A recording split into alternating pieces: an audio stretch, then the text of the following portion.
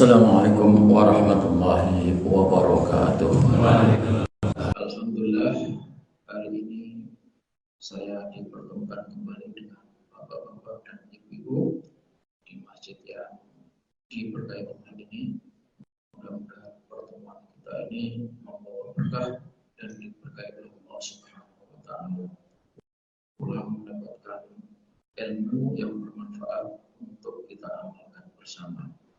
Salawat dan salam kita sampaikan kepada junjungan kita Nabi Muhammad SAW yang kita jadikan contoh dan kita jadikan tauladan. Bapak, Ibu, saudara sekalian yang dimuliakan Allah, tema yang saya bawakan adalah kembali ke titik awal atau bahasa kerennya kembali ke titik nol, yakni kembali kepada Allah Subhanahu wa Ta'ala. Kita dulu tidak ada, kemudian diadakan oleh Allah dan sekarang ada di dunia hidup seperti yang kita jalani hari-hari yang lalu dan insya Allah hari-hari ke depan, dan pada saatnya nanti kita akan tidak ada. Dulu ada, sekarang ada, dan besok kita akan tidak ada. Minha khalaqnakum wa minha khalaqnakum nu'idukum taratan. Kata Allah, dulu kamu tidak ada, kemudian aku jadikan dari tanah dan nanti akan kembali ke tanah. Itu fisiknya. Tetapi rohnya dulu kita tidak ada, lalu ditiupkan oleh Allah Subhanahu wa Ta'ala, nafakhtu fihi min ruhi. Jadi setelah komponen fisik ada di dalam rahim itu, lalu Allah tiupkan. Roh kita dulu dari Allah, sekarang sudah ada bersama dengan kita, dengan jasad kita, dan nanti pada saatnya akan kembali kepada Allah. Maka benar kata seorang ahli tasawuf, ahli sufi, Ibnu Arabi menyatakan al-amru dauriyun. Segala sesuatu itu berputar, melingkar. Ya'udu lima bada'a minhu, dari mana dulu titik itu dimulai, maka akan kembali ke titik itu nanti pada ujungnya. Kembali kepada titik ujungnya. Nah, sekarang kita sudah berada di dunia, sudah melewati beberapa etape, beberapa perjalanan. Kalau ahli hikmah, ahli tasawuf menyatakan, dulu kita hidup di alam lahud, alam di mana kita ada di sisi Allah. Kemudian ada di alam jabarut, kemudian ada di alam malakut, dan sekarang ada di alam al-mulku, alam dunia. Nah, perjalanan kita ini sudah separuh, hampir separuh. Sebentar lagi kita akan masuk kepada alam al-maut, alam kematian. Alam kematian itu alam yang sejenak, sebentar saja. Karena begitu roh kita dicabut, itulah alam maut. Nah, sesudah alam maut kita akan masuk ke alam barzakh, kemudian alam kebangkitan, alam hisab, nah, yang terakhir mau kembali bersama Allah atau tidak. Tapi orang yang beriman dijamin mangkola la ilaha illallah dakhalal jannah, di surga nanti kita akan ketemu Allah Subhanahu wa Ta'ala, dan kenikmatan yang paling indah di surga tidak ada lain kecuali berjumpa dengan Allah Subhanahu wa Ta'ala. Kalau Allah katakan faman kana yarju liqa'a rabbih falyamal amalan shalihan. Tidak ada kenikmatan yang lebih indah daripada yang lain di surga itu kecuali liqa'a rabbih, bertemu, berjumpa dengan Allah Subhanahu wa Ta'ala. Maka syaratnya falyamal amalan shalihan. Beramalah kamu amal yang soleh. Nah, sekarang kita sudah ada di alam dunia, di mana alam ini adalah alam untuk mencari bekal untuk mencari usaha, upaya, wasilah yang bisa mengantarkan kita kembali kepada titik perjumpaan dengan Allah Subhanahu wa Ta'ala. Maka kita perlu teknik bagaimana mensiasati supaya kita bisa kembali kepada Allah, di mana perjumpaan dengan Allah itu adalah kenikmatan yang luar biasa. Nah, dunia ini, kata Allah Subhanahu wa Ta'ala, wa mal hayatud dunya illa la'ibun wa lahun. Sekarang sudah ada di dalam dunia ini. Dunia ini sebetulnya adalah kesempatan untuk mencari bekal, untuk mencari wasilah bagaimana kita bisa kembali pada asal yang sebenarnya. Wa mal hayatud dunya illa la'ibun. Tidaklah kehidupan ini kecuali permainan. Nah, karena permainan maka harus diikuti aturannya. Walahwiyun, dan segala sesuatu yang membuat kita lengah. Itu dunia. Waladharul akhiratu, dan dunia akhirat, kehidupan akhirat, negeri akhirat, khairun lil ladzina yattaqun, lebih baik bagi orang-orang yang bertakwa. Afala taqilun, maka apakah kamu tidak memikirkannya? Apakah kamu tidak mentadaburi? Apakah kamu tidak membayangkannya? Jamaah sekalian yang dirahmati Allah. Karena itu kita mesti perlu siasat, perlu langkah-langkah konkret bagaimana kita bisa kembali dengan sebaik-baiknya. Maka Rasulullah SAW berpesan kepada Abu Dzar. Apa pesan beliau? Ya Abu Dzar, wahai Abu Dzar, jadidis safinata, perbaikilah perahumu, kapalmu, fa innal bahra aminun, karena sesungguhnya lautan itu dalam. Sekarang ini kita digambarkan oleh Rasulullah SAW seperti kita sedang berada di tengah lautan yang dalam. Karena kita berada di tengah lautan yang dalam, maka jaga perahumu, jaga kapalmu itu, selalu perbaiki. Jangan sampai bocor-bocor, jangan sampai membuat perahu itu tidak bisa bertahan. Hidup ini seperti kita berada di tengah lautan dan kita diberikan oleh Allah Subhanahu wa Ta'ala kendaraan, safinah, perahu atau kapal. Apa itu? Ini adalah bahasa simbol yang harus dijelaskan. Safinah itu apa? Dalam hadis yang lain, jadidil iman, kata Rasulullah SAW. Perbarui dan perbaiki imanmu itu. Maka kendaraan kita itu adalah iman kepada Allah Subhanahu wa Ta'ala. Jaga iman kita. Pelihara iman kita. Karena iman inilah yang akan mengantarkan kita sampai kepada tujuan. Al-imanu yazidu wa yanqus. Iman itu kala-kala bertambah, kala-kala berkurang. Kalau kita sedang berada di masjid, tambah tinggi, naik iman kita. Tapi begitu keluar dari masjid, apalagi keluar ke tempat yang jauh, nah itu bisa berkurang, bisa berkurang. Al-imanu yazidu wa yanqus. Kita jaga keimanan kita.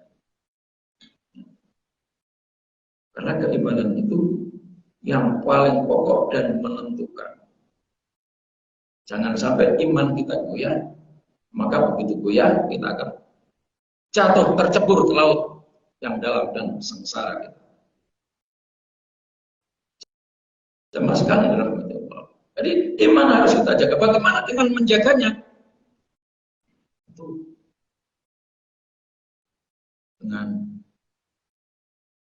melakukan banyak ingat kepada Allah Subhanahu wa Ta'ala. Paling gampang itu untuk menjaga iman adalah selalu ingat kepada Allah Subhanahu wa Ta'ala. Ingat kepada Allah. Al-Quran menyatakan ya ayyuhalladzina amanu la tulhikum amwalukum wala auladukum an dzikrillah. Wahai orang-orang yang beriman, surat Al-Munafiqun, la tulhikum, jangan sampai membuat kamu lengah. Perhatikan kata Al-Quran bahwa dunia ini adalah permainan dan segala sesuatu yang membuat kita lengah. Jangan sampai la tulhikum amwalukum, harta-hartamu, wala auladukum, dan anak-anak keturunanmu, la tulhikum amwalukum wala auladukum an dzikrillah, dari ingat kepada Allah Subhanahu wa taala. Dan kita harus ingat, jamaah sekalian, tujuan hidup kita ini tidak boleh, karena kita akan menuju ke satu titik, maka tujuan harus kuat. Apa tujuan kita? Tujuan hidup kita adalah mencari ridho Allah Subhanahu wa taala, itu yang pertama. Yang kedua, ibadah kepada Allah Subhanahu wa taala. Nah, lengah. Yang pertama. Jadi safina, iman harus tetap dipertahankan. Bagaimana caranya? Paling gampang adalah selalu ingat kepada Allah Subhanahu wa taala. Ingat kepada Allah. Di mana saja ingat kepada Allah. Di mana saja ingat kepada Allah Subhanahu wa taala.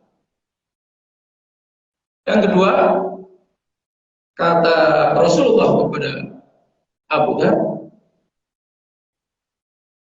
jaddidis safinata fa innal bahra amikun. Yang kedua, wa khudhiz zada,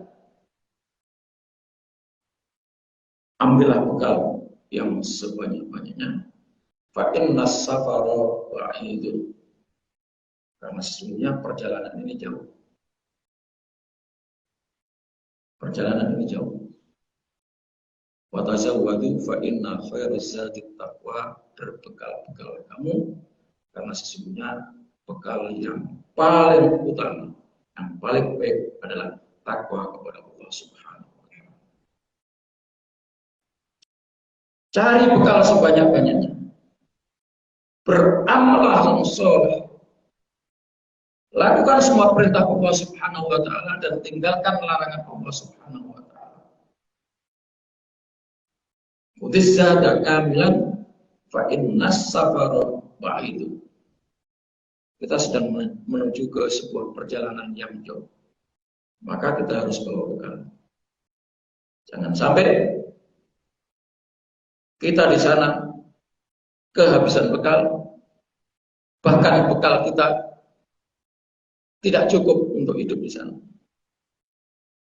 Maka amal soleh.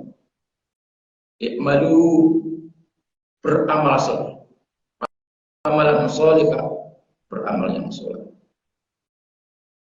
Yang ketiga, kata Rasulullah SAW kepada Abu Dhar, wa khaffifil himla fa innal aqabata ka'udun. Ringankan bebanmu, karena untuk mendaki ke sebuah puncak itu melelahkan. Ringankan bebanmu, karena untuk sampai ke puncak naik itu melelahkan. Apa beban kita? Yang pertama adalah beban dosa. Dosa itu ada dua, dosa kepada Allah Subhanahu wa taala dan dosa kepada manusia. Dosa kepada Allah Subhanahu wa taala, beristighfar, mohon ampun kepada Allah Subhanahu wa taala, astagfirullahaladzim, alladzi la ilaha illa huwal hayyul qayyum wa atubu ilaih. Banyak beristighfar, mohon ampun kepada Allah Subhanahu wa taala. Rasulullah itu paling sedikit sehari semalam beristighfar 100 kali. Nah, kita harusnya lebih dari itu. Istighfar, mohon ampun kepada Allah Subhanahu wa taala. Itu kalau dosa kepada Allah. Tapi yang kedua adalah dosa kepada sesama manusia. Nah, ini yang berat. Dosa kepada manusia, untuk menghapuskannya harus minta maaf. Harus minta dihalalkan, diikhlaskan, diridhai. Kalau dosa kepada manusia, itu Allah tidak ampuni. Kecuali manusia itu sendiri. Oleh sebab itu, jamaah sekalian, berhati-hatilah menzalimi atau mengambil haknya orang lain. Hindarilah kita melakukan sebuah dosa kepada sesama manusia. Mencaci, menyakiti, menghina, memfitnah, membuat cerita-cerita bohong atas sesama manusia. Itu Allah tidak ampuni sebelum kita meminta maaf kepada sesama manusia itu. Bahkan dosa kepada sesama manusia ini, kalau tahu umpamanya kita adalah ahli ibadah, amal kita begitu banyak, kita rasa kita sudah beramal banyak, tapi karena kita banyak dosa dengan sesama manusia, nanti di akhirat sana, amal kita itu akan diambil oleh Allah Subhanahu wa Ta'ala, diberikan kepada orang-orang yang ketika di dunia itu kita zalimi. Dalam sebuah hadis diceritakan seseorang yang ahli ibadah, banyak amal solehnya, tetapi karena banyak melakukan kezaliman kepada orang lain, maka amalan-amalan yang mestinya pahalanya banyak tadi itu diambil oleh Allah Subhanahu wa Ta'ala satu demi satu, diambil dan diberikan kepada orang-orang yang dizalimi waktu di dunia. Akhirnya apa? Habis amalnya, lalu orang itu pun dilempar oleh Allah Subhanahu wa Ta'ala masuk ke dalam neraka. Maka kita jaga Bapak-bapak dan saudara sekalian, jangan sampai kita menyakiti orang lain. Dalam hadis yang lain, seorang bertanya kepada Rasulullah, "Ya Rasulullah, saya punya tetangga, puasanya rajin, sholatnya rajin, berjamaah ke masjid, tapi mulutnya suka nyakiti orang." Kata Rasulullah, "Ya finna, dia di dalam neraka." Maka kita jaga, jangan sekali. Begitu kita melakukan salah, sudah nggak usah malu-malu, langsung saja minta maaf. Maaf Pak, saya salah kata, salah. Nah, kalau ngambil barang, ya kembalikan barangnya. Maka orang-orang yang banyak mengambil haknya orang, apalagi pejabat-pejabat itu, tidak tahu saya. Tidak tahu kita bagaimana nanti kehidupannya di akhirat sana. Karena begitu hak rakyat yang mestinya diberikan tapi tidak diberikan. Nah itu tidak tahu seperti apa nanti. Itu beban. Jadi perbuatan dosa kita itu akan menjadi beban kita. Beban itu tidak hanya di akhirat sana, di sekarang di dunia itu pun menjadi beban. Di dunia juga menjadi beban. Maka ketika kita hidup kalau rasanya tidak berkembang, sakit-sakitan, sangat mungkin itu karena kita punya beban. Ada salah-salah, ada dosa. Dan karena itu pula maka ulama menganjurkan banyak-banyak beristighfar, mohon ampun kepada Allah dan minta maaf kepada orang lain. Itulah yang akan membuat perjalanan lancar sampai ke titik yang kamu tuju.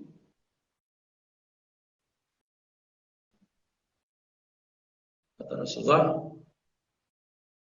siapa yang hidupnya susah, maka banyak-banyak istighfar. Mohon ampun kepada Allah Subhanahu wa Ta'ala. Itu kegunaan istighfar. Nah, beban yang kedua, kalau yang pertama tadi beban kita yang pertama adalah beban dosa. Yang kedua adalah kekayaan. Kekayaan ini kalau kita dapatnya, ngambilnya dari hal yang tidak benar, cara menyerap masyarakatnya nggak benar, itu langsung itu udah nggak usah dihitung-hitung, langsung azab. Jadi kekayaan kita yang kita dapatkan tidak benar itu langsung azab.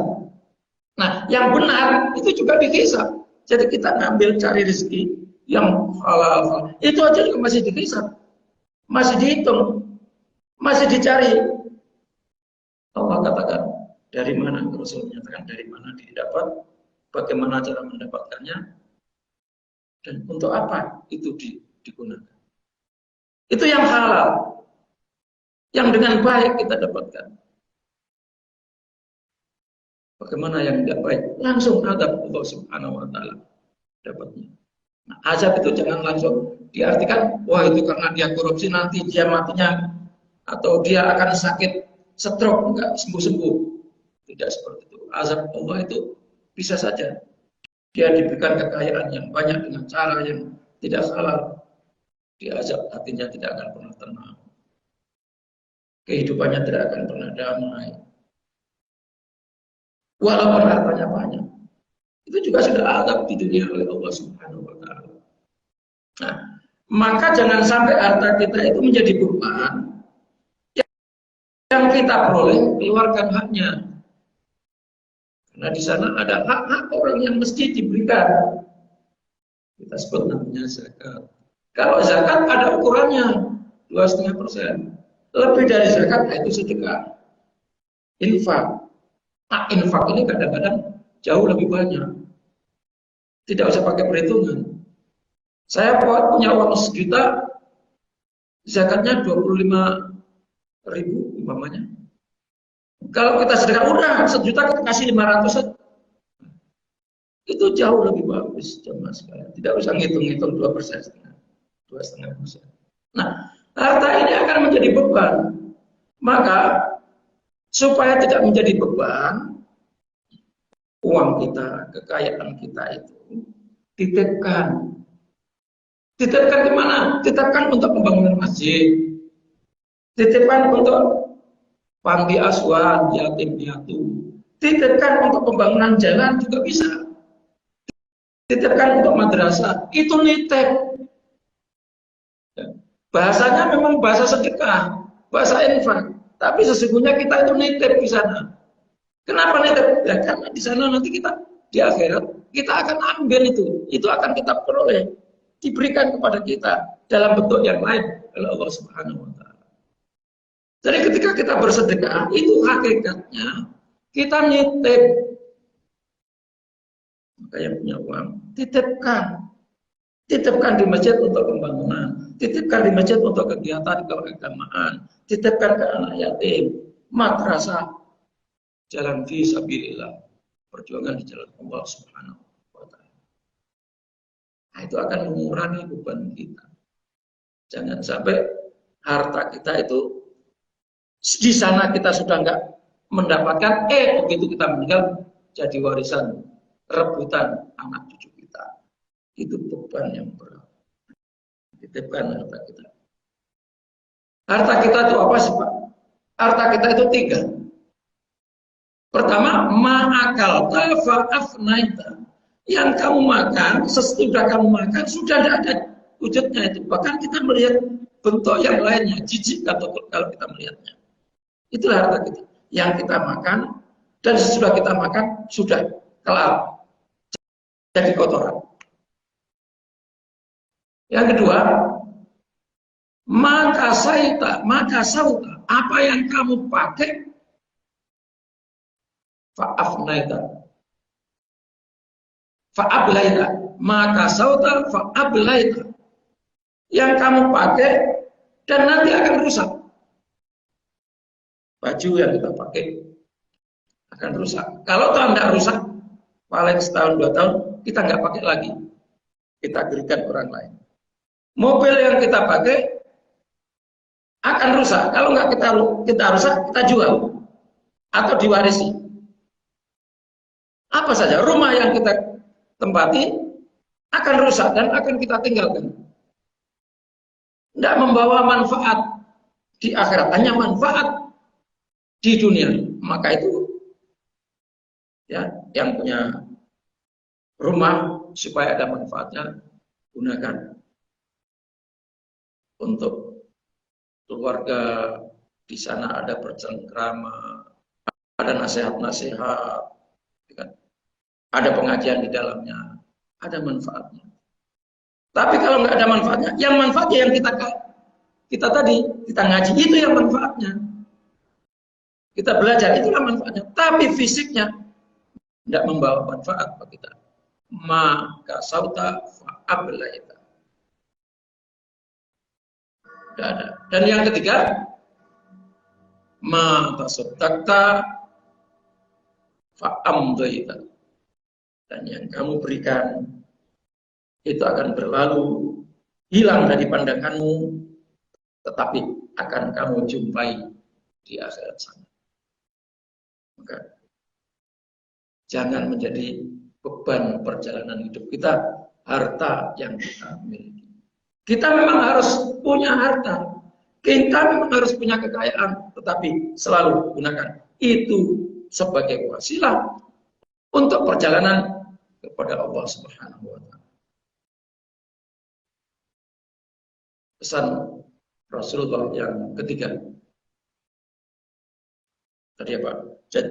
Jadidis safinata fa innal bahra amikun wa khudis sada kamilan fa innas safara ba'idun wa khafifil qimla fa innal aqabata kaudun. Yang keempat, wa akhlisil amala fa innallaha naqidun basir. Ikhlaskan semua yang kamu kerjakan, karena sesungguhnya Allah yang maha menghitung dan maha memperhitungkannya. Ikhlas, Bapak dan saudara sekalian, yang tahu itu hanya Allah Subhanahu wa Ta'ala. Kita pun tidak tahu, iblis nggak tahu, malaikat juga nggak tahu amalan itu dilakukan ikhlas atau tidak. Malaikat yang diperintah oleh Allah Subhanahu wa Ta'ala untuk mencatat, itu hanya sekedar mencatat. Oh, orang ini hari ini beramal, catat. Oh, orang ini hari ini melakukan sholat berjamaah, dicatat. Semuanya dicatat. Tetapi nanti pada saatnya Allah yang pilah-pilah. Oh, ini enggak. Ada benar catatannya, tetapi ini enggak ikhlas. Oh, ini dicatat banyak sedekahnya, tapi enggak ikhlas. Maka amal yang diterima oleh Allah Subhanahu wa Ta'ala adalah amal yang dilakukan dengan penuh keikhlasan. Ikhlas itu yang tahu hanya Allah Subhanahu wa Ta'ala. Sampai iblis pun nggak tahu. Oleh sebab itu, yang paling ditakuti oleh iblis adalah orang-orang yang ikhlas. Maka iblis bilang, ya Tuhan, aku akan godai anak keturunan Adam. Aku goda dari depan, dari belakang, dari kanan, dari kiri. Nah, tetapi saya tidak sanggup untuk menjatuhkan hamba-hambamu itu kecuali orang-orang yang ikhlas. Orang-orang yang ikhlas. Semua orang akan binasa kecuali orang yang berilmu. Orang yang berilmu akan binasa kecuali orang yang beramal. Ya. Orang yang beramal akan binasa kecuali orang yang ikhlas. Maka lakukan segala sesuatu dengan penuh keikhlasan. Kalau memberikan sesuatu, berikan. Sudah, tidak usah ditanya-tanya lagi bagaimana yang menerima, dia mengucapkan terima kasih atau enggak. Tidak usah ditanya. Karena kalau kita tanya, tadi waktu diberi, dia bilang apa? Diam aja Pak. Waduh, kita akan sakit orang dikasih kok enggak terima kasih. Sudah, nggak usah tanya. Dia bilang apa? Nggak usah ditanya. Itu tandanya ikhlas. Karena ikhlas itu jamaah sekalian yang paling menentukan amal kita diterima oleh Allah Subhanahu wa Ta'ala. Maka lakukan segala sesuatu dengan penuh keikhlasan.